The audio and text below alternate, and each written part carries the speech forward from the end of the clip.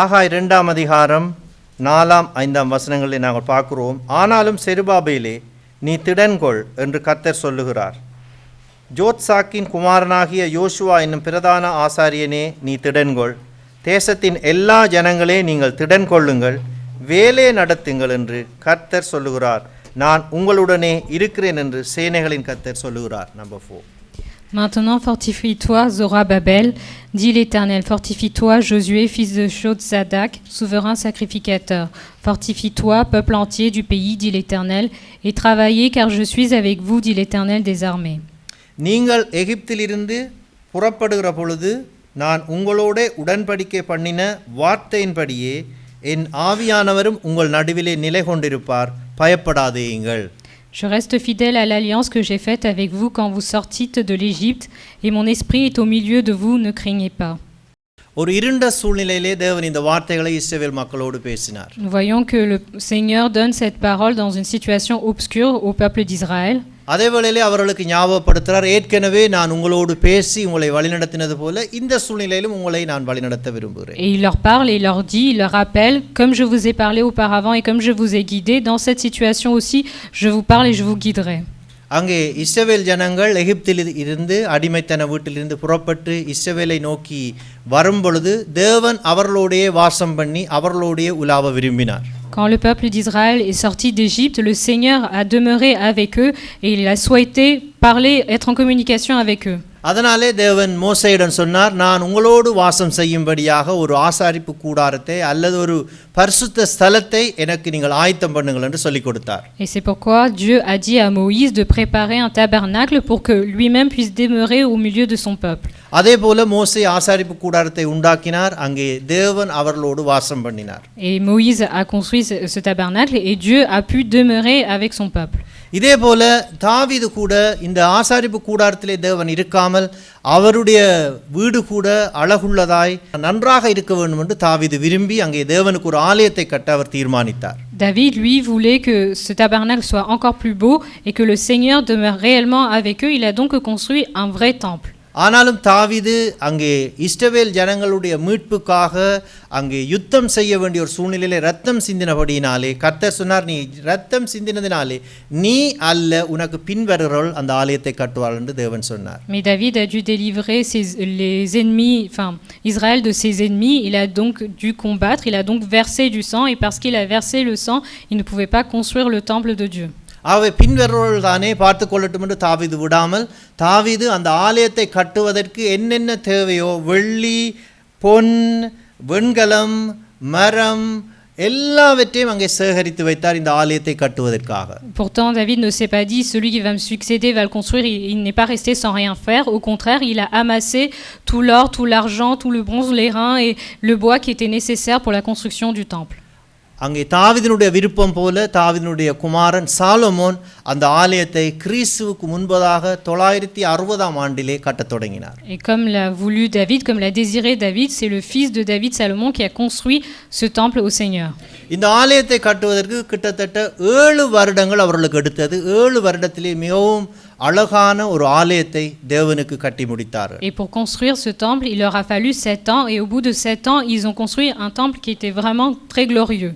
இந்த ஆலயத்தை கட்டுவதற்கு கிட்டத்தட்ட 2 லட்சம் பேர் 200,000 people அங்கே வேலை செய்தார்கள் இந்த ஆலயத்தை கட்டுவதற்கு இந்த 7 வருடத்தில். Pour construire ce temple pendant 7 ans, il y a 200,000 personnes qui ont œuvré pour finir cette construction. இப்பொழுது இந்த ஆலயம் பொன்மயமாய் இருந்தது, பார்ப்பதற்கே மிகவும் அழகுள்ளதாக இருந்தது. தாவீதுடைய இருதயம் அங்கே நிறைவேறினது. Et quand on regardait ce temple, c'était un temple glorieux qui était recouvert d'or et en voyant le temple, le cœur de David était satisfait. ஆனால் பிற்காலத்திலே வந்த ராஜாக்களுக்கு இந்த ஆலயத்தின் மகிமை தெரியவில்லை.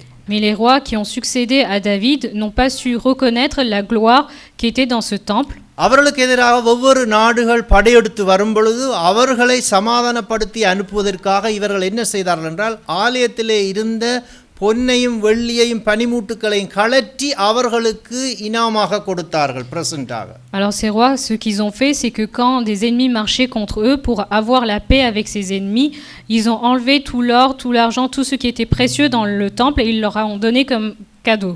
இதுக்கு பிற்பதாக அங்கே பாபிலோன் ராஜா இஸ்ரவேலுக்கு எதிராக படையெடுத்து வந்து கிறிஸ்துவுக்கு முன்பதாக 587 ஆண்டுகளுக்கு முன்பதாக அங்கே இஸ்ரவேலை அவன் சுட்டெரித்து ஆலயத்தையும் அங்கே நாசமாக்கி விட்டான். En 587, il y a le roi de Babylone qui a marché contre Israël et qui a complètement détruit le temple qui était en Israël, Jérusalem. தேவாலயம் அங்கே தீக்கொளுத்தி முழுமையாய் எரிக்கப்பட முன்பதாக கிட்டத்தட்ட 380 வருடங்கள் அந்த ஆலயம் அந்த இடத்துல இருந்தது. Et qu'est-ce qu'ils ont fait? Ils ont complètement brûlé le temple. Et pendant 300 ans, ce temple était là et ils sont arrivés, ils ont brûlé le temple. இதெல்லாம் ஏன் இப்படி நடந்தது? ஆண்டவருக்காக அவர்கள் ஆலயத்தை கட்டினார்கள், எவ்வளவு பிரயாசப்பட்டு அந்த ஆலயத்தை முடித்தார்கள். ஆனாலும் அந்த ஆலயம் ஏன் சுட்டெரிக்கப்பட்டது என்ற ஒரு கேள்வி நமக்கு உண்டாகிறது. Donc on peut se demander pourquoi ces événements se sont passés ainsi. Ils ont construit le temple pour le Seigneur. Alors pourquoi ce temple a été détruit par le feu par les ennemis d'Israël? நாங்கள் வாசிக்கிறோம் திருப்பத்தவேல Ezra புஸ்தகத்திலே Ezra தீர்க்கதரிசி சொல்லுகிறான் 5ஆம் அதிகாரம் 12வது வசனத்திலே, அதாவது நீங்கள் தேவனுக்கு கோபம் ஊட்டினதினால் தான் இந்த தீமைகள் உங்கள் மேல் வந்தது என்று சொல்லுகிறார். Dans Ezra, le prophète Ezra dit c'est parce que vous avez provoqué la colère de l'Éternel que ces événements se sont passés ainsi. இன்றைக்கும் தேவன் நம்மோடு கூட இருந்து நம்மோடே வாசம் செய்கிறவர். Aujourd'hui encore, le Seigneur demeure avec nous et il vit au milieu de nous. ஆனால் தேவனுக்கு பிரியமற்ற காரியங்களிலே நாங்கள் ஈடுபட்டு தேவனுக்கு கோபம் ஊட்டும் பொழுது, தேவனுக்கு முன்னுரிமை கொடுப்பதை நாங்கள் தடுக்கும் பொழுது எங்களுடைய வாழ்க்கையிலே சத்துரு கிரியை செய்வார். Mais quand nous faisons des choses qui provoquent l'Éternel et quand nous ne mettons pas l'Éternel en priorité, il fait des choses qui nous disciplinent. ரோமர் 2ஆம் அதிகாரம் 21வது வசனத்தில் எழுதப்பட்டிருக்கிறது, அவர்கள் தேவனை அறிந்தும் அவரை தேவனென்று மகிமைப்படுத்தாமலும் ஸ்தோத்தரியாமலும் இருந்து தங்கள் சிந்தையினாலே வீணரானார்கள், உணர்வில்லாத அவருடைய இருதயம் இருளடைந்தது என்று எழுதப்பட்டிருக்கிறது. Dans Romains 1:21, il est dit puisque ayant connu Dieu, ils ne l'ont point glorifié comme Dieu et ne lui ont point rendu grâce, mais ils se sont égarés dans leurs pensées et leur cœur sans intelligence a été plongé dans les ténèbres. இந்த அதிகாரத்தை நாங்கள் வாசித்து பார்க்கும் பொழுது அங்கே விக்கிர ஆராதனை செய்து தேவனுக்கு விரோதமாக அவர்கள் மாறினதினாலே தேவன் இந்த வார்த்தைகளை சொன்னார். Nous voyons, si nous lisons ce paragraphe, c'est parce que ils sont retournés contre l'Éternel, ils ont pratiqué l'idolâtrie, c'est pour cela que l'Éternel leur parle ainsi.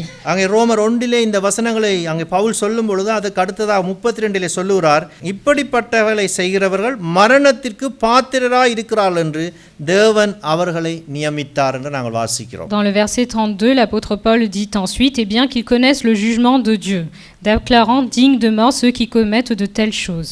வேதத்திலே எங்கும் நாங்கள் வாசிக்கலாம், தேவனுக்கு பிரியமாய் நாங்கள் நடக்கும் பொழுது தேவன் நம்மை ஆசீர்வதிக்கிறார், உயர்த்துகிறார், எல்லாவித நன்மைகளினாலும் நம்மை நிரப்புகிறார். Nous pouvons lire partout dans la Bible, le Seigneur a promis que si nous marchons selon ses commandements, il va nous bénir. சூழ்நிலைகள் எல்லாம் நன்றாக ஆசீர்வாதமாய் நன்மையாய் இருக்கும் பொழுது நாங்கள் தேவனுக்கு புறமுதுகு காட்டும் பொழுது எங்களுடைய வாழ்க்கையிலே நாங்கள் எதிர்பாராத எத்தனையோ தீமைகளை நாங்கள் சுதந்திரிக்கிறோம். Quand la situation est bonne et que nous oublions le Seigneur et que nous lui tournons le dos, nous voyons que des circonstances arrivent et des circonstances que l'on n'attendait pas.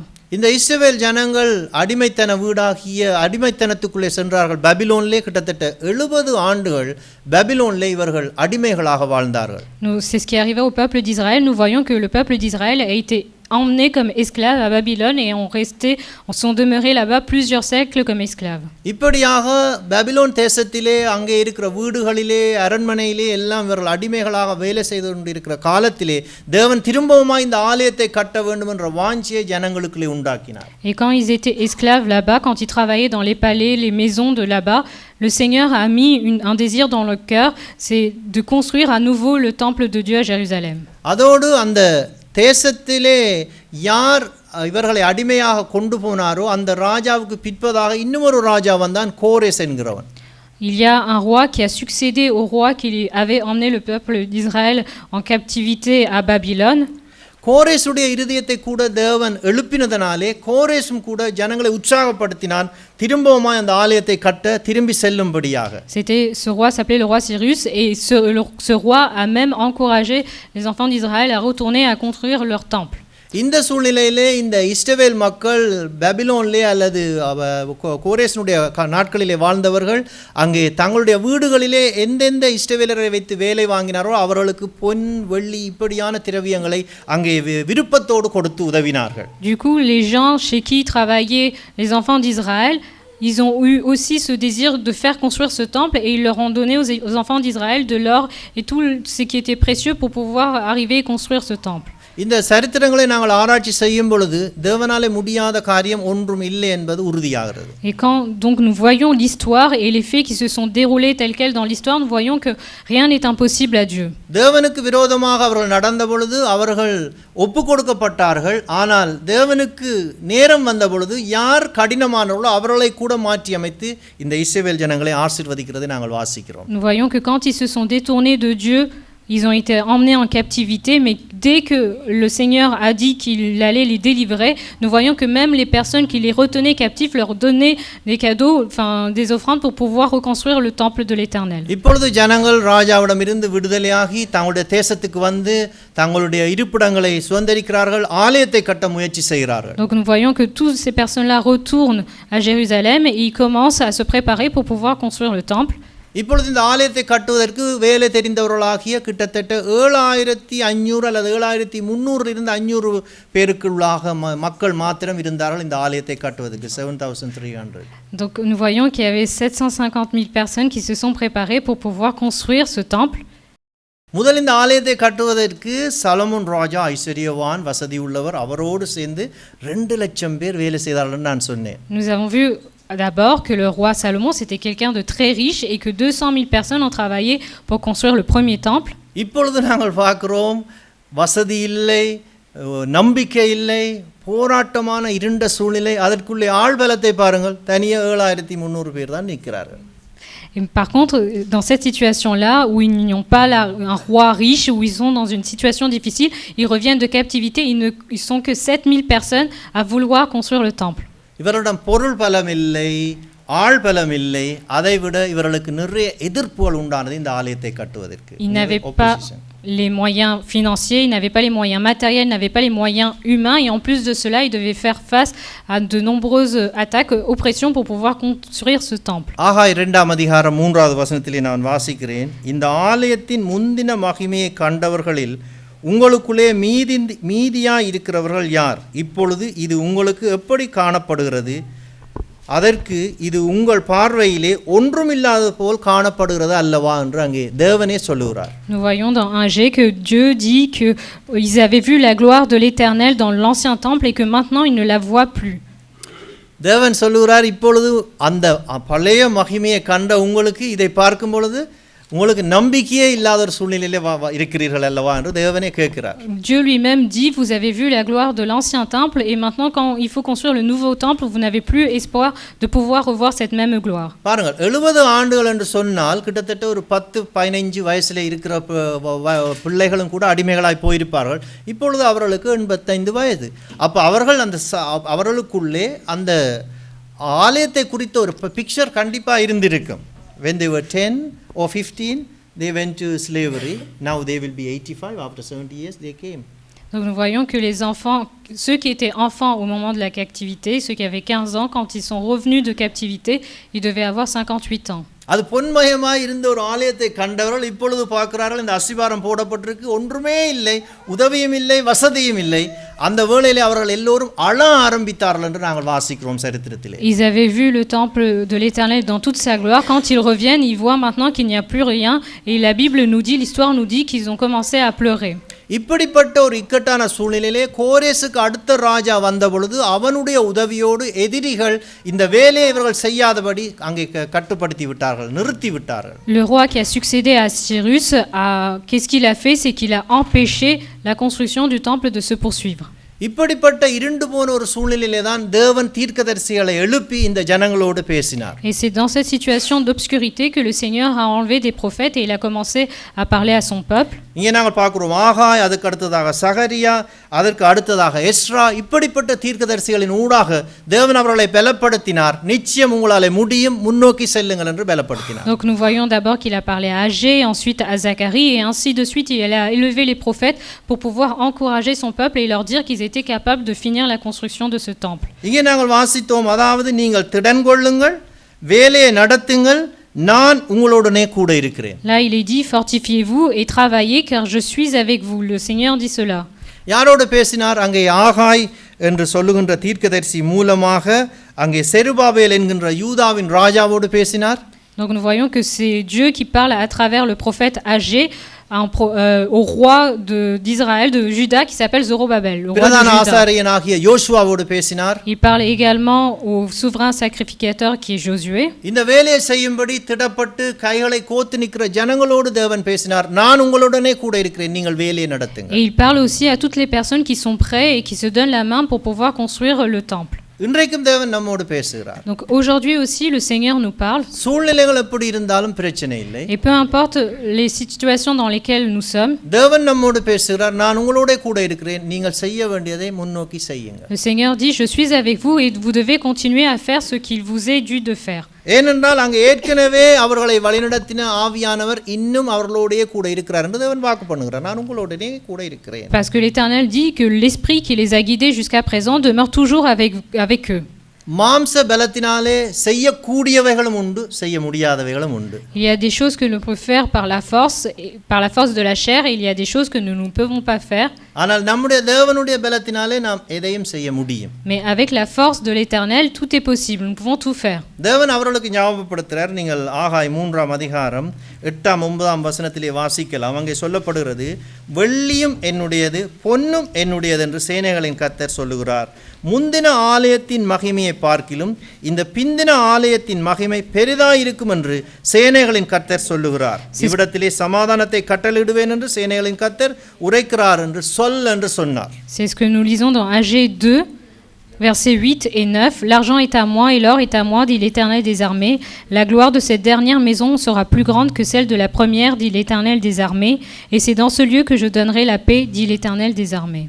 நீங்கள் விசுவாசம் உள்ளவர்களாய் ஜெபத்திலே எவைகளை கேட்பீர்களோ அவைகளை பெற்றுக்கொண்டு விட்டீர்கள் என்று விசுவாசியுங்கள், அப்பொழுது அவைகள் உங்களுக்கு உண்டாகி இருக்கும். Donc quand vous croyez avec foi que ce que vous avez demandé dans la prière, vous l'obtiendrez, vous obtiendrez cette chose pour laquelle vous avez prié. இதுதான் நாங்கள் தேவன் பேரிலே வைத்திருக்கிற விசுவாசம். Et c'est cela la foi que nous mettons en Dieu. எங்களுக்கு இல்லாத சந்தர்ப்பத்திலும் அதை தேவன் தருவார் என்கின்ற நம்பிக்கையோடு நாங்கள் ஓடினால் தேவன் அதை நமக்கு வாய்க்க செய்வார். Si nous courons même dans une situation où nous n'avons pas certaines choses, si nous courons en espérant, en ayant la foi qui va nous les donner, Dieu certainement nous les donnera. இப்பொழுது தேவையிலே கஷ்டத்திலே பண கஷ்டத்திலே இருக்கிற ஒருவரை பார்த்து தேவன் சொல்லுகிறார், வெள்ளியும் பொன்னும் என்னுடையது, சந்தோஷமா இருங்கள்னு சொன்னா என்ன ஐயா தேவைக்கு இல்லை பிறகு அவர்கிட்ட வச்சிருந்தேன் என்ன பெரிய விஷயம் அப்படிதான் நான் சொல்லுவோம் அல்லவா? Si Dieu dit l'argent est à moi et l'or est à moi à quelqu'un qui est dans une difficulté financière, cette personne elle va dire mais moi-même je suis dans une difficulté financière, pourquoi vous me dites ça? அப்பாட்ட இருக்குன்னு பிள்ளைக்கு தெரிஞ்சா அவன் பயப்பட மாட்டான், இந்த டைமுக்கு அப்பா தருவார். Mais si l'enfant sait que le père possède tout cela, l'enfant n'aura pas peur, il saura qu'attend le père lui donnera tout ce qui est நாம் nécessaire. தேவனிலே விசுவாசமா இருந்தால் நமக்கு தெரியும் ஏற்ற வேளையிலே கரெக்ட் டைமிலே தேவன் அதை எனக்கு தருவார். De la même façon, si Amen. nous croyons en Dieu, Amen. Dieu Yes. nous donnera chaque chose en son temps. நிச்சயமாய் தேவன் தருவார். இவ்வளவு கால அனுபவத்திலே அதை நாங்கள் கண்டிருக்கிறோம். Et certainement Dieu nous donnera, c'est ce que nous avons ressenti de toute l'expérience que nous avons vécue. ஆகவே தேவன் ஒன்றும் நடக்கவில்லை, தேவன் அதை பிக்சராக கண்டு சொல்லுகிறார். முந்தின மகிமையை விட இந்த வருகின்ற ஆலயத்தின் மகிமை பெரிதாக இருக்கும் என்று தேவன் படத்தை காணுகிறார். Donc rien ne s'est encore passé, la construction du temple n'a pas encore commencé, mais Dieu leur donne cette image et il leur dit la gloire de cette dernière maison sera encore plus grande. நாங்களும் பெற்றுக்கொள்ள வேண்டியதை காண வேண்டும். Donc nous aussi nous devons imaginer, penser à ce que nous allons obtenir. தேவனும் கண்டு நானும் கண்டால் அதை யாரும் தடுக்க முடியாது. Si Dieu le voit et que moi aussi je vois ce que Dieu veut me donner, personne ne peut barrer la bénédiction que Dieu veut nous apporter. ஆகவே மாம்ச பலத்தினால் செய்யக்கூடியதும் உண்டு, செய்ய முடியாததும் உண்டு, ஆனால் தேவனுடைய பலத்தினாலே சகலதும் கூடும். Donc ce que nous pouvons faire avec notre force de la chair est seulement minime, mais par contre avec la force de l'Éternel rien n'est impossible. ரெண்டோட்டு பின்னால தட்டினீங்கடா சகரியா வருது. சகரியா 4ஆம் அதிகாரம் 6ஆம் 7ஆம் வசனங்களில் நாங்கள் வாசிக்கிறோம். அப்பொழுது அவர் செருபாபேலுக்கு சொல்லப்படுகிற கர்த்தருடைய வார்த்தை என்னவென்றால், பலத்தினாலும் அல்ல பராக்கிரமத்தினாலும் அல்ல என்னுடைய ஆவினாலே ஆகும் என்று சேனைகளின் கர்த்தர் சொல்லுகிறார். Zacharie 4, 6. Alors il reprit et me dit, c'est ici la parole que l'Éternel adresse à Zorobabel. Ce n'est ni par la puissance ni par la force, mais c'est par mon esprit, dit l'Éternel des armées. verse 7ல நாங்கள் வாசிக்கிறோம், பெரிய பர்வதமே அல்லது தடையே, நீ எம்மாத்திரம் செருபாபேலுக்கு முன்பதாக நீ பூமியாவாய், தலைக்கல்லை அவன் கொண்டு வருவான், அதற்கு கிருபை உண்டாவதாக என்று ஜனங்கள் ஆர்ப்பரிப்பார்கள் ஆக. Verset 7, qui es-tu, grande montagne, on peut dire grand obstacle, devant Zorobabel? Tu seras aplani, il posera la pierre principale au milieu des acclamations, grâce, grâce pour elle. பார்த்தீங்களா, தடையை பார்த்து நாம் சொல்ல வேணும், அப்புறப்பட்டு போ என்று சொன்னால் அப்படியே ஆகும். Donc quand nous regardons l'obstacle et nous disons aplanis-toi, cet obstacle disparaîtra. இயேசுவே நமக்கு சொல்லியிருக்கிறார், இந்த மலையை பார்த்து பெயர்ந்து சமுத்திரத்திலே தள்ளுண்டு போ என்று சொல்லும் பொழுது அவன் சொன்னபடியே விசுவாசித்தால் அது நிச்சயம் ஆகும். ஆமென். Jésus lui-même a dit que quand nous regardons une montagne et qu'on lui dit va et jette-toi dans la mer, cette montagne se fera ainsi. இது வார்த்தை இப்படியே இருந்தால் இது வெறும் வார்த்தை தான். Là nous avons la parole de Dieu, si la parole nous la disons pas, elle va rester que ainsi. இதே வார்த்தையை நீங்கள் அச்சிட்டு உங்களுடைய சிவரிலே போட்டு வைத்தால் அது வெறும் வார்த்தை தான், அதிலே வல்லமை இல்லை. Si cette parole vous la prenez, vous l'encadrez, vous l'affichez sur le mur, ça va rester qu'une parole. எப்பொழுது அந்த வார்த்தையை வாசித்து நீங்கள் அறிக்கை செய்கிறீர்களோ அப்பொழுதுதான் அந்த வார்த்தை உங்களுடைய வாழ்க்கையிலே வல்லமை உள்ளதாக மாறுகிறது. Mais quand cette parole vous allez la lire et que vous allez la confesser, c'est à ce moment-là que cette parole va être puissante dans votre vie. பெரும்பாடுள்ள ஸ்திரீ இயேசுவை குறித்து கேள்விப்பட்டார். Nous voyons qu'il y avait une femme qui souffrait pendant plusieurs années, qui a appris à propos du Seigneur Jésus. அவள் ஒரு வார்த்தையை சொல்லுகிறாள், நான் இவருடைய வஸ்திரத்தை தொட்டால் சொஸ்தமாவேன் என்று சொல்லி என்ற ஒரு வசனம் எழுதப்பட்டிருக்கிறது. Et nous voyons dans la Bible qu'elle dit, voilà, si je touche le bord de son vêtement, je serai guérie. Elle le dit. சொஸ்தமாவேன் என்று நினைத்து என்று சொல்லவில்லை, சொன்னாள், அறிக்கையிட்டாள். Il n'est pas dit qu'elle l'a pensé, mais il est dit, je guérirai si je touche le bord de son vêtement. Elle l'a confessé, elle l'a dit. எங்களுக்குள்ளே விசுவாச வார்த்தைகள் தொடர்ச்சியாகவே வேதங்களை வாசிக்கிறோம், பிரசங்களை கேட்கிறோம், உள்ளே இருக்கிறது, சட்டியில இருக்குது. Donc nous voyons que la parole de Dieu, nous l'avons au fond de nous, parce que nous l'écoutons, nous la lisons. ஆனா எடுத்து விட வேணும். Mais nous devons en même temps la dire, la confesser. அநேக சூழ்நிலையிலே அநேகது நாங்கள் எடுத்து விடுவோம், இருக்கிறது. Dans plusieurs situations, nous disons plusieurs choses. ஆனால் விசுவாச வார்த்தைகளை நாங்கள் எடுத்து விட வேண்டும் சூழ்நிலைக்கு ஏற்றபடி. Mais en fonction de chaque situation, nous devons dire les choses de la foi qui sont appropriées. இங்கே ஒரு மல்டி விட்டமின் நிறைந்த ஒரு வார்த்தை, அதாவது போஷாக்கு நிறைந்த ஒரு வார்த்தையை தேவன் இங்கே நமக்கு சொல்லுகிறார். Dieu nous donne ici une parole qui est survitaminée, remplie de vitamines. Multi vitamin என்று சொன்னால் அது என்ன குறைவு இருக்கோ அதை நிவர்த்தி செய்யக்கூடியதாக இருக்கும். ஆகவே அதொன்று போட்டுட்டால் ஏதோ ஒரு தேவைக்கு சந்திக்கும் என்று நாங்கள் நம்புகிறோம் அல்லவா. Une survitamine, des vitamines permet de combler des besoins. Donc si on dit une parole, nous pensons qu'elle va combler aussi un besoin. ஆகவே புஷ்டியான ஒரு வார்த்தையை நாங்கள் வாசித்தோம். சகரியா 4:6 வசனத்திலே, பலத்தினாலும் அல்ல பராக்கிரமத்தினாலும் அல்ல என்னுடைய ஆவினாலே ஆகும் என்று சேனைகளின் கர்த்தர் சொல்லுகிறார். ஆமென். Nous voyons une verset qui satisfait pleinement, le verset qui dit, ce n'est ni par la puissance ni par la force, mais c'est par mon esprit, dit l'Éternel des armées. ஆகவே நாங்கள் தேவனுடைய பலனை சார்ந்தவர்கள். Donc nous devons toujours faire confiance dans la force de l'Éternel. அதாவது ஆவியின் பலன், பரிசுத்த ஆவியானவர் எங்களுக்குள்ள இருக்கிறார், நாங்கள் பலமாக இருக்கிறோம், C'est la force நம்பிக்கையாக இருக்கிறோம். du Saint-Esprit, la force que le Saint-Esprit, l'Esprit de Dieu est avec nous. சிம்சோனை குறித்து நாங்கள் வேதத்திலே வாசிக்கிறோம், அவன் தன்னுடைய மாம்ச பலனை நம்பினான். Nous lisons à propos de Samson et nous lisons qu'il a fait confiance en sa force de la chair. அவன் ஒரு நசரேயன் என்று அழைக்கப்பட்டான். Il était appelé à être nazaréen. நசரேயனாக வாழ்ந்தான். Il a vécu en tant que nazaréen. ஒவ்வொரு சூழ்நிலையிலும் பரிசுத்த ஆவியானவர் அவன் மேல் இறங்கும் பொழுது அவன் பலசாலியாக இருந்தான். சிங்கத்தை கூட ஒரு ஆட்டை கிழிப்பது போல கிழித்து போட்டான் என்று நாங்கள் வாசிக்கிறோம். Et nous voyons que quand le Saint-Esprit le remplissait, il était rempli de force et pouvait même déchirer un lion comme s'il s'attaquait à un simple brebis. அவன் தன்னுடைய மாம்ச பலனை மாத்திரம் கடைசியிலே நம்ப தொடங்கினான். அங்கே நசரேயன் என்கிறதை மறந்து போனான். Il finit donc par seulement faire confiance en sa force et il finit par oublier qu'il était destiné à être nazaréen. அதனாலே பெலிஸ்தியர்னாலே கண் பிடுங்கப்பட்டு அவர்களுக்கு மா அரைக்கிற வேலை செய்யும்படி அங்கே மாற்றப்படுகிறான் என்று நாங்கள் வாசிக்கிறோம். Donc il a été capturé par les Philistins, ils lui ont arraché les yeux et ils l'ont utilisé pour moudre la farine.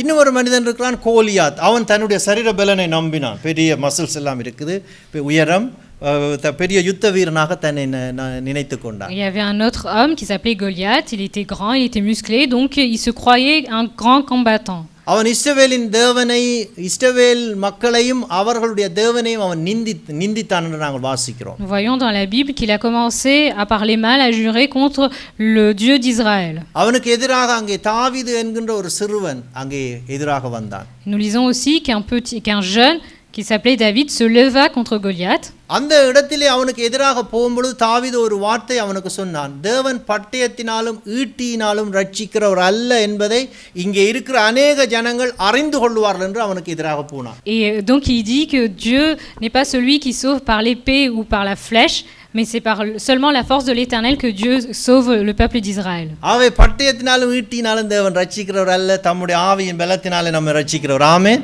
Donc nous voyons Amen. que Dieu n'a pas besoin Amen. d'épée pour sauver, mais seulement par sa propre force. Nebuchadnezzar தன்னுடைய ஐஸ்வரியத்தை நம்பினான். Nous voyons que Nebuchadnezzar a mis sa confiance sur sa richesse. அவன் அங்கே பாபிலோனை மிகவும் சிறப்பாக கட்டி எழுப்பினான். Il a donc construit Babylone de façon grandiose. அதனால ஒரு சந்தர்ப்பத்திலே பெருமை கொண்டு நான் கட்டின பாபிலோன் அல்லவா என்று அங்கே தன்னை பெருமைப்படுத்திக் கொண்டான். Et donc à un moment donné, il s'est glorifié lui-même, il a dit est-ce que ce n'est pas moi qui ai construit ce Babylone? தொடர்ந்து நாங்கள் வாசிக்கிறோம் அவன் மாட்டை போல புல்லு மேய்ந்தான் என்று எழுதப்பட்டிருக்கிறது வேதத்திலே. Mais à la fin, il est dit qu'il a brouté l'arbre comme s'il était un animal. இந்த அதிகாரம் கூட மனிதர்களுக்கு கொடுக்கப்பட்டிருந்தாலும் அது தேவனாலே தான் உண்டாகி இருக்கிறது. Donc nous voyons que si cette parole a été donnée et que cette parole ne peut se réaliser que par Dieu. அங்கே ஏரோது ராஜா ஒரு முறை இயேசுவுக்கு முன்பதாக சொல்லி இப்ப நிற்கும் பொழுது அவர் ஒரு வார்த்தை சொல்கிறார், அதிகாரம் எனக்கு கொடுக்கப்பட்டிருக்கிறது, உன்னை விடுதலையாக்கவோ அல்லது உன்னை சிலுவையிலே அறையவோ எனக்கு அதிகாரம் இருக்குன்ற அங்கே அவன் தன்னுடைய மார்பு தட்டி சொன்னான். Quand le Seigneur Jésus se tint devant Hérode, Hérode lui dit l'autorité m'a été donnée et c'est moi qui ai le pouvoir de décider si je peux te libérer ou te crucifier. அதற்கு இயேசு பதில் கொடுத்தார், பரலோகத்திலிருந்து உமக்கு அதிகாரம் கொடுக்கப்படாவிட்டால் உமக்கு என்மேல் அதிகாரம் இல்லை என்று அவர் சொன்னார். Et à ce moment-là, le Seigneur Jésus-Christ lui a répondu si cette autorité ne t'est pas donnée par le ciel, tu n'auras pas cette autorité-là sur moi. எசேக்கியா என்கிற ராஜாவுக்கு எதிராக சனகரிப் என்கின்ற ராஜா அங்கே பெரும்படையோடு வந்து முற்றுகை போட்டான். Donc nous voyons qu'entre le roi Ézéchias, il y a un autre roi, le roi syrien, qui est venu et qui a assiégé la ville. அதே நான் சொல்ல வந்தேன்னா அவர் தன்னுடைய படைபலத்தை நம்பினார். Et donc nous voyons que ce roi-là a fait confiance en son armée. ஆனாலும் அங்கே எசேக்கியா ராஜா தேவனை நோக்கி வேண்டுதல் செய்தான். Mais le roi Ézéchias, lui, par contre, a fait confiance dans l'Éternel et il a prié l'Éternel. அந்த அன்று இரவு அங்கே சனகரிப் ராஜாவினுடைய சேனையிலே 1,80,000 போர் வீரர்கள் சங்கரிக்கப்பட்டார்கள் என்று நாங்கள் வாசிக்கிறோம். Et nous voyons que quand ce roi est arrivé contre le roi d'Israël, 180 000 hommes de l'armée de ce roi ont été tués. நாங்கள் பார்க்கிறோம் பலத்தினாலும் அல்ல பராக்கிரமத்தினாலும் அல்ல தேவனுடைய ஆவியினாலே ஆகும். Et nous voyons que cela n'a pas été fait ni par la puissance ni par la force, mais seulement par l'Esprit de Dieu. நமக்கு எதிராக சூழ்நிலை எப்படித்தான் காட்சி அளித்தாலும் தேவன் நம்மோடு கூட இருக்கிறதுனாலே நிச்சயம் நாங்கள் வெற்றியிலே நடக்க முடியும். Donc nous voyons que quelle Amen. que soit la situation dans laquelle nous allons, si le Seigneur est avec nous, nous pouvons toujours marcher dans la victoire. என்னோட திருப்பி பாருங்க 2 நாளாகமம் 14ஆம் அதிகாரம் 11வது வசனத்திலே அங்கே ஆசா என்கிற ராஜா ஜெபிக்கிறார். Nous allons lire dans 2 Chroniques, il y a le roi Asa qui prie. 2 Chroniques chapitre 14. ராஜாவுக்கு எதிராக கிட்டத்தட்ட 10 லட்சம் பேர் அங்கே சேனைகளாக வந்து கூடி எதிர்த்து நிற்கிறார்கள். Donc nous voyons que toutes ces personnes, 1 million d'hommes se lèvent. ஆனா இவருடைய சேனையை கணக்கு பார்த்தால் கிட்டத்தட்ட 5 லட்சம் தான் இவரிடம் இருக்கிறது. Mais lui, il n'a que 500 000 personnes. நினைச்சு பாருங்க 10 லட்சத்துக்கு எதிராக இப்படி அரவாசி பேரோட போய் யுத்தம் செய்வது. Donc comment 500 000 personnes peuvent-elles lutter contre 1 million de personnes? ஆனா இங்க நாங்க வாசிக்கிறோம் ஆசா நல்ல ஒரு காரியம் செய்கிறார். அவர் என்ன செய்கிறார்? 2 நாளாகமம் 14ஆம் அதிகாரம் 11வது வசனத்திலே ஆசா தன் தேவனாகிய கர்த்தரை நோக்கி கூப்பிட்டு, கர்த்தாவே, பலமுள்ளவனுக்காகிலும் பலம் அற்றவனுக்காகிலும் உதவி செய்கிறது உமக்கு லேசான காரியம். எங்கள் தேவனாகிய கர்த்தாவே, எங்களுக்கு துணை நில்லும். உம்மை சார்ந்து உம்முடைய நாமத்தில் இந்த ஏராளமான இந்த கூட்டத்துக்கு எதிராக நாங்கள் வந்திருக்கிறோம். உம்மையே எங்களுடைய கண்கள் நோக்கி கொண்டிருக்கிறது. Asa fit appel à l'Éternel son Dieu et dit « Éternel, toi seul peux secourir celui qui a beaucoup de force comme celui qui n'en a pas. Viens à notre aide, Éternel, notre Dieu, car c'est sur toi que nous nous appuyons et c'est en ton nom que nous sommes venus contre cette foule. Éternel, tu es notre Dieu, ne laisse pas un homme l'emporter sur toi. » இங்கே நாம பார்க்கிறோம் அவர் மிகவும் திறமையாக ஜெபிக்கிறார். ஆண்டவரே, பலமுள்ளவனுக்காகிலும் பலனற்றவனாகிலும் யாராக இருந்தாலும் நிச்சயமாக உம்மாலே உதவி செய்ய முடியும். Donc là, le Seigneur dit que pour celui qui est faible, soit la force, et à ce moment-là, nous aurons la victoire.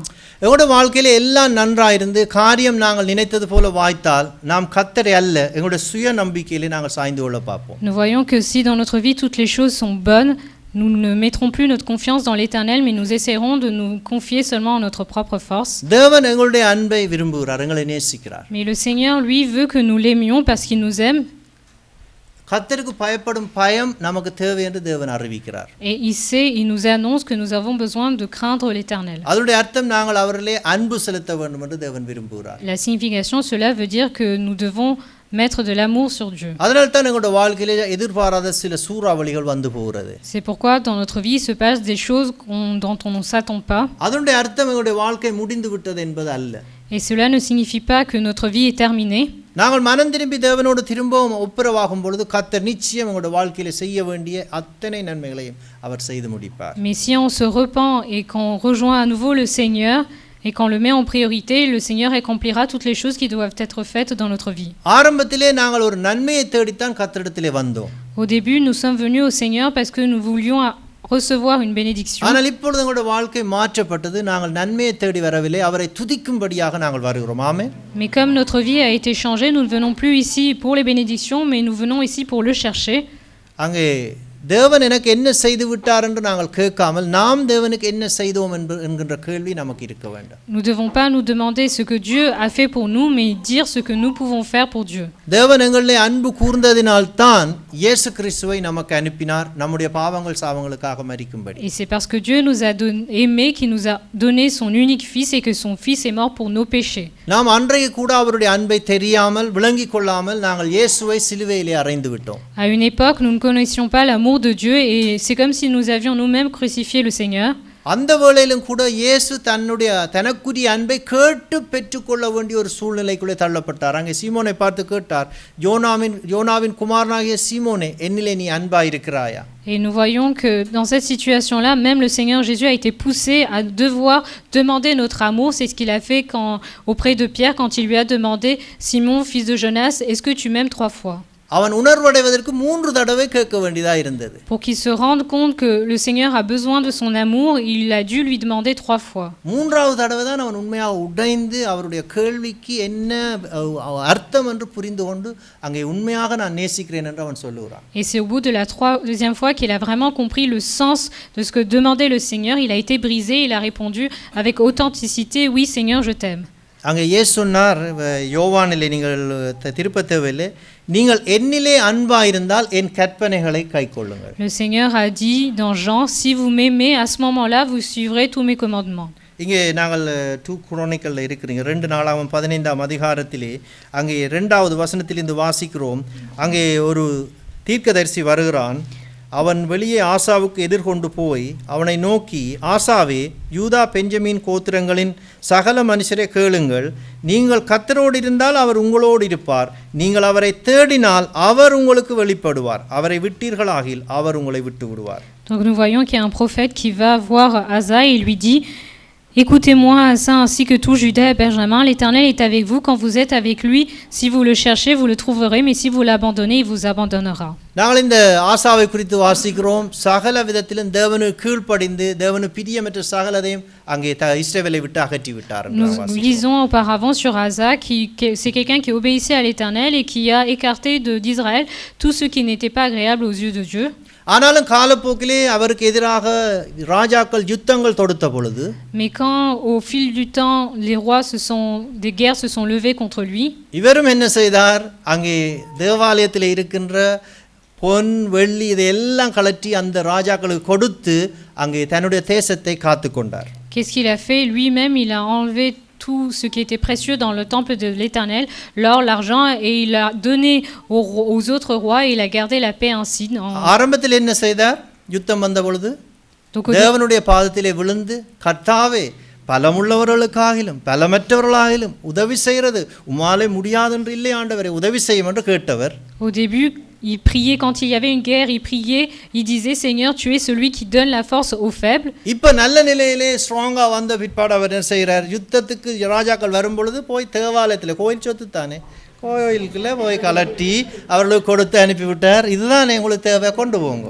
Mais maintenant qu'il est bien, quand des rois se levaient contre lui, il allait directement dans le temple de l'Éternel, il prenait ce qui était précieux et il leur donnait comme cadeau. அந்த வேளையில ஒரு தீர்க்கதரிசி வந்து எச்சரிக்கிறார், நீ செய்தது தவறு, இப்படி செய்யக்கூடாது, தேவனுக்கு அது பிரியமில்லாத காரியம் என்று சொன்ன பொழுது அவரை தூக்கி கொண்டு சிறையில் போட்டார். Et quand un prophète s'est levé et il a dit à Asa, ce que tu fais n'est pas bon, Asa a pris cette personne et l'a emprisonné. அதுக்கு பிற்பதாக பார்க்கிறோம் அவருடைய வாழ்க்கை மிகவும் மோசமானதாக மாறிவிட்டது. Et par la suite, nous voyons que toute sa vie s'est transformée mais en mal.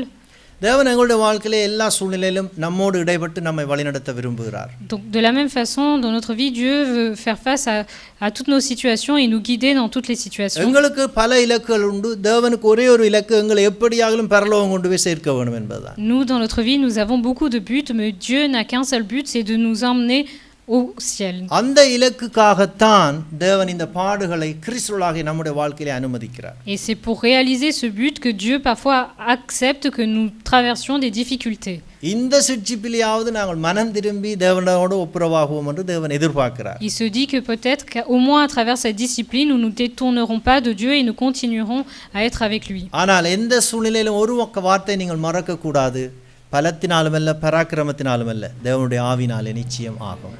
Donc, quelle que soit la situation, il y a une chose que vous ne devez pas oublier, c'est que ce n'est pas par la puissance, ce n'est pas par la force, mais c'est seulement par l'Esprit de Dieu.